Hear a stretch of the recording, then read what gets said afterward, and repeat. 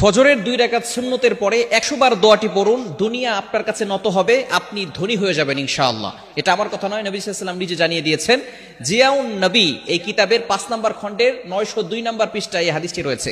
ইমাম মালিক রাহমাতুল্লাহি আলাইহি তিনি এই হাদিসটি বর্ণনা করেছেন। ইবনে ওমর অর্থাৎ আব্দুল্লাহ ইবনে ওমর রাদিয়াল্লাহু তাআলা এই হাদিসটি বর্ণনা করেছেন। ইমাম মালিক রাহমাতুল্লাহি আলাইহি সূত্রে আব্দুল্লাহ ইবনে ওমর রাদিয়াল্লাহু তাআলা এই হাদিসটি বর্ণনা করেছেন। আব্দুল্লাহ ইবনে ওমর রাদিয়াল্লাহু তাআলা তিনি বলেন, একবার নবীজি সাল্লাল্লাহু আলাইহি ওয়াসাল্লামের কাছে এক ব্যক্তি আসলেন। আসার পরে বললেন, ইয়া রাসূলুল্লাহ, ইয়া হাবিবাল্লাহ, দুনিয়া আমার কাছ থেকে বিমুখ হয়ে গিয়েছে, দুনিয়া আমার কাছ থেকে পৃষ্ঠ প্রদর্শন করেছে, দুনিয়া আমার কাছ থেকে হারিয়ে যাচ্ছে। ইয়া রাসূলুল্লাহ, আপনি আমাকে এমন কিছু আমল শিক্ষা দেন যাতে করে আমি দুনিয়ার কিছু সম্পদ উপার্জন করতে পারি। নবীজি সাল্লাল্লাহু আলাইহি সাল্লাম সেই সাহাবীকে বললেন, তুমি কি ফেরেশতাদের দোয়া ও আল্লাহ তাআলার সৃষ্টিজীবের সকল সৃষ্টিজীবের তাসবিহ তুমি পড়ো না? যেই তাসবিহের কারণে সকল সৃষ্টিজীবকে আল্লাহ পাক রব্বুল আলামিন রিজিকের ব্যবস্থা করেন, এই দোয়াটা কি তুমি পড়ো না? তখন নবীজি সাল্লাল্লাহু আলাইহি সাল্লাম এই দোয়াটা সেই সাহাবীকে শিক্ষা দিলেন। এই সাহাবী সেখান থেকে চলে গেলেন। চলে যাওয়ার পরে কিছুদিন তিনি আসলেন। আসার পরে বললেন, ইয়া রাসূলুল্লাহ, ইয়া হাবিবাল্লাহ, আপনি আমাকে যে দোয়াটা শিক্ষা দিয়েছিলেন এই দোয়াটার আমল আমি করেছি। এই আমল করার ফলে আল্লাহ পাক রব্বুল আলামিন আমাকে এত পরিমাণ সম্পদ দিয়েছেন, এই সম্পদ রাখার জায়গা এখন আর আমার কাছে নাই। সুবহানাল্লাহ বিহামদি। কালিমা জিদার আপনি কল্পনা করতে পারছেন, ছোট্ট একটি দোয়া, চমৎকার একটি দোয়া, সহজ একটি দোয়া, যে দোয়াটা পড়লে আল্লাহ পাক রব্বুল আলামিন আপনার কাছে দুনিয়াটাকে নত করে দিবেন। দুনিয়ায় আপনি আল্লাহ পাক রব্বুল আলামিন দুনিয়াতেও আল্লাহ তাআলা সম্পদ দান করবেন, আখিরাতে আল্লাহ তাআলা আপনার জন্য সহজ করে দিবেন।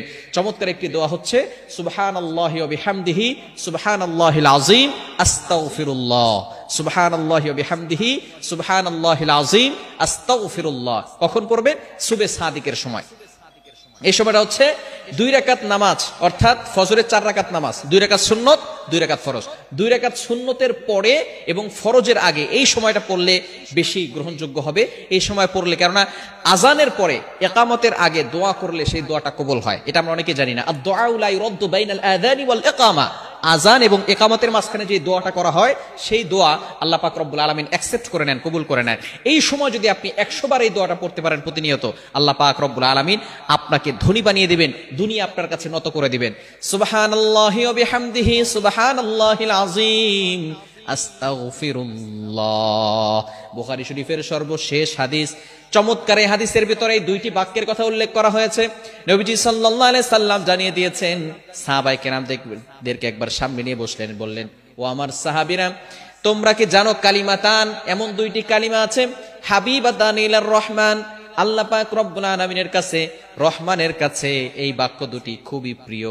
এমন 2টি বাক্য আছে যে বাক্য দুটি আল্লাহ তাআলার কাছে খুবই প্রিয়। খাফিফাতান আলাল লিসান, মুখে উচ্চারণ করা সহজ। সাহাবায়ে কেরাম তো হতবাক হয়ে গেলেন, আল্লাহর কাছে সবচেয়ে প্রিয় বাক্য কোন দুটি হতে পারে? এবার সাহাবায়ে কেরাম একটু নড়ে চড়ে বসলেন। ইয়া রাসূলুল্লাহ, বলেন না বাক্য দুটি কি? নবী সাল্লাল্লাহু আলাইহি সাল্লাম বললেন, খাফিফাতান আলাল লিসান, মুখে উচ্চারণ করা সহজ।